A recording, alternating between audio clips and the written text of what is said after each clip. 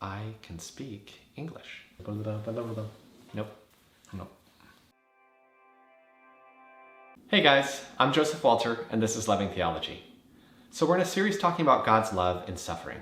And we've talked about the fact that while he doesn't always show his love for us by preventing suffering in our lives, he does show it by the fact that he is always there with us in the midst of it, strengthening and comforting us. That we are never made to face suffering alone. And while we've talked about where God is in the process of suffering, I want to ask another question. What is God doing in the midst of that suffering? And I want to do that by talking about one story in the Bible in particular. Her name was Jochebed. And whenever she got married, the Egyptians had already enslaved the Israelites. Pharaoh made a terrible decree. If any of his people saw a young Hebrew boy playing, he was to be thrown into the Nile.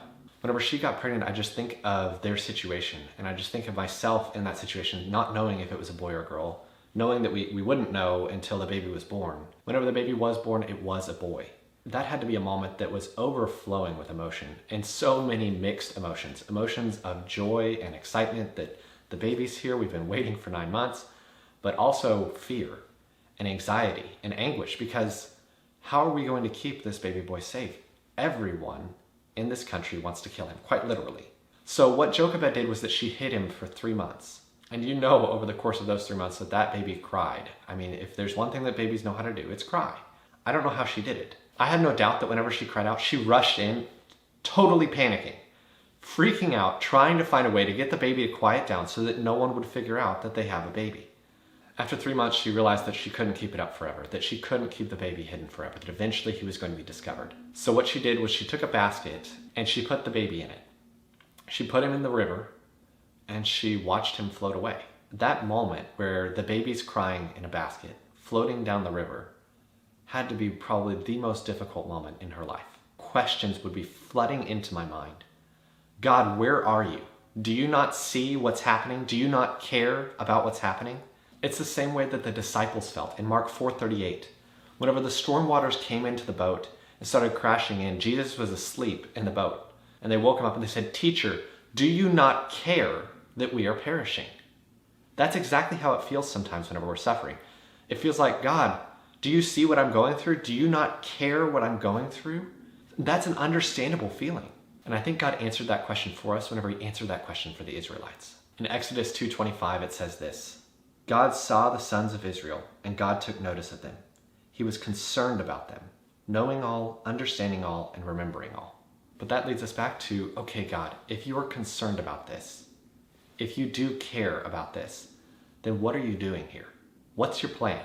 So let's go back to the story of Jochebed and see what was God doing in her story. The baby floated down the river to be found by the daughter of Pharaoh. And whenever she opened the basket, she saw the baby crying, and she knew that he was a Hebrew, which means that she knew what she was commanded to do. She knew she was commanded to throw him into the Nile. But instead, she had compassion on him. And what's more is that she called Jochebed to nurse him and take care of him and raise him, and she also paid her an income to do so. So Jochebed's baby was not only saved, she was able to raise him. So we see that God relieved her suffering. But if we take a step back for a minute, then we can see how God was working an even larger plan. You see, one day that baby would grow up to be called by God to rescue the people of Israel out of slavery, out of Egypt. Because Jochebed was Moses' mother. God was in the midst of it. That not only was he walking alongside Jochebed in the story, but he was working to redeem the pain that she was going through. You see, while she didn't know it at the time, her own pain would ultimately alleviate the suffering of others. That her own story and the tragedy in it would be part of God's bigger story of rescue and redemption for his people, Israel. So what I want you to know is that God sees the pain that you're in. God sees and he's concerned by it. He's concerned to ease that suffering. He cares.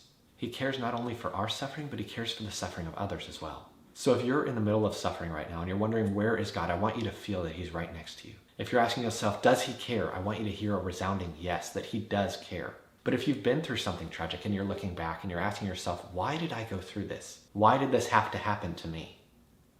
I want you to know that God cares about that too, that he is concerned about that as well. And that he is working to redeem that pain, that he is working to give purpose to that pain. I know that my own struggles have made me far more compassionate and made it far easier for me to relate to people who've been through struggles so that I can actually help them, help to alleviate their suffering as well. God longs to give that kind of purpose to our pain. But I don't want to leave you without hope either. Because just like God had a plan for the Israelites to rescue them from their suffering forever, God also has a plan to rescue us from our suffering forever. And he spells this plan out for us in Revelation 21. In verse 4 it says, "He will wipe away every tear from their eye, and death shall be no more, neither shall there be mourning, nor crying, nor pain any more, for the former things have passed away." If I'm honest, whenever I first read that, it sounded too good to be true. It was difficult for me to trust that that was actually going to happen. And so I had a hard time actually putting my hope there, actually feeling excited about that moment, which is why I think in the very next verse, as if God can read my mind and knows that I'm going to struggle with doubt here, he says this, "Write this down, for these words are trustworthy and true." So I want you to see, that he does care, and that he has a plan to relieve our suffering, that he has a plan to redeem our suffering by giving us purpose to that pain. And what's more is that he has a plan to rescue us from our suffering forever, and we can have hope in that plan, that God is working that for us. But in all of this, I want you to know that you are not alone, that God doesn't leave us alone in our suffering, but he is right next to us, comforting us in it. Now, we saw in this story how God did rescue her from her suffering. But what happens whenever God does allow us to suffer and doesn't quickly come to rescue us like he did here? How do we go through that and know that God loves us? Next time we're going to talk about a character where that was exactly true for their story. Be sure to subscribe so that you don't miss out. Thanks for joining us today.